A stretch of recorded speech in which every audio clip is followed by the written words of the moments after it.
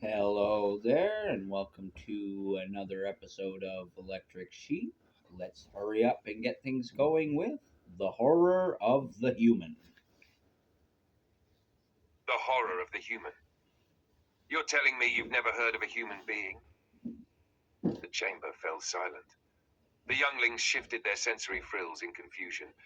They were fresh from their gestation pods, their carapaces still soft, their minds newly linked to the archive. They knew the histories of our kind. They knew the war of shattered moons. They knew the devourers of Iron Reach, but they did not know the human. You've never experienced the terror, I continued, of seeing a massive 5-foot human towering over you? A ripple of disbelief passed through them. 5 feet. To them, that sounded trivial. Our broodmothers stand twice that height. Our warriors stretch even higher. You misunderstand scale, I said softly. A human does not tower because of height. A human towers because it does not stop. I projected the image into the chamber. There it stood, calcium bones encased in layered muscle, wrapped in flexible skin. No external armor. No chitin, no shielding membrane, just skin.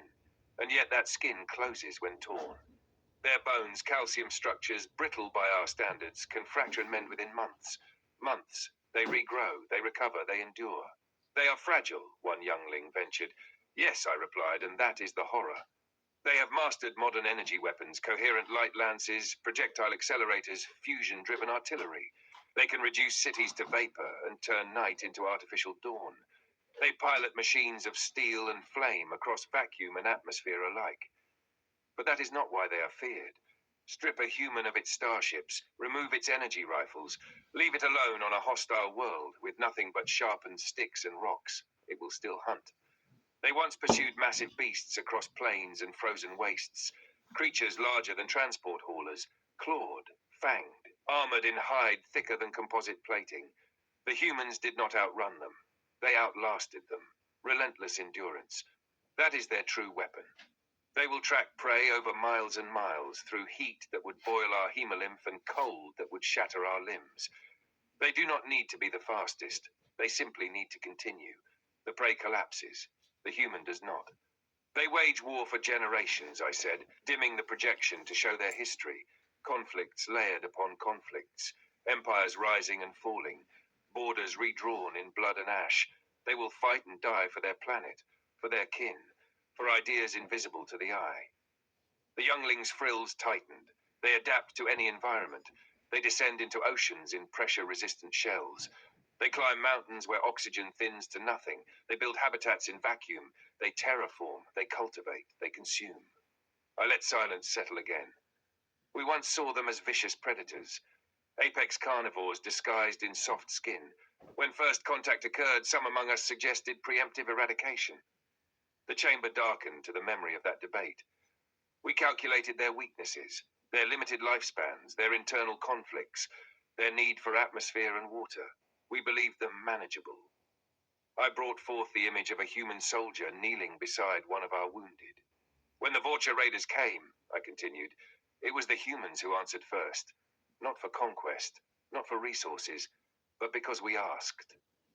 The projection showed humans standing shoulder to shoulder with our warriors, their smaller frames wrapped in powered armor, their voices raw with defiance. They fear, I said. They grieve, they doubt, they fracture among themselves. But when they choose alliance, they are immovable. One youngling flickered uncertainty. If they are so terrible, why are we not destroyed? Because, I replied, we are not their enemies. The final projection filled the chamber, a human removing its helmet in our atmosphere. Eyes narrowed against the alien light. Its face was lined, scarred. Its bones had broken before and healed crooked. Its skin bore marks of past battles. It extended a hand. We must understand something vital, I said. Though we fear them, though we see them as relentless predators, they are also protectors. Their horror is not cruelty. It is commitment. The image shifted to humans rebuilding shattered cities, carrying our young from rubble, planting forests on worlds stripped bare. They are terrifying, I finished, because once they decide you are under their protection, they will fight the universe itself on your behalf. The chamber lights brightened. So remember this. We do not want to be an enemy to the horror of the human. I paused. But if we remain their allies, a final image, human and our kind standing together against a distant rising threat. Then the universe will learn to fear us both.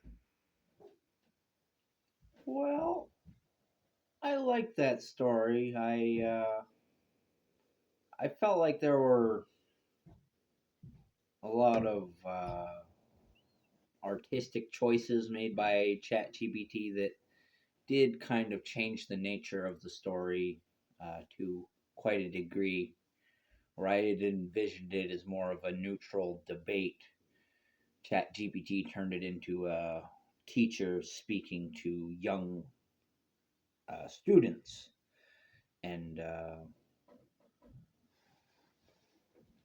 that was mainly because I had talked about a 5 foot tall human towering over them. But I wanted to imply that that species was small, not that they were small members of that species. I wasn't trying to imply they were children, but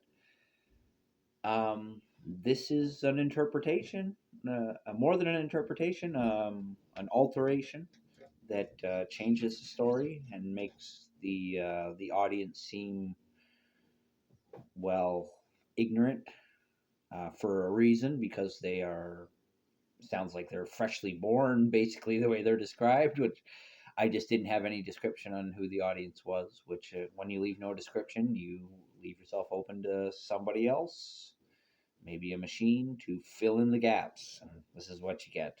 So let me know what you think. I'm Captain Canada, Joseph Arthur Roszell. I want to thank you for watching. I want to wish you all the luck in the world. I love you, and I want you to know that suicide is never the answer. Peace out for now.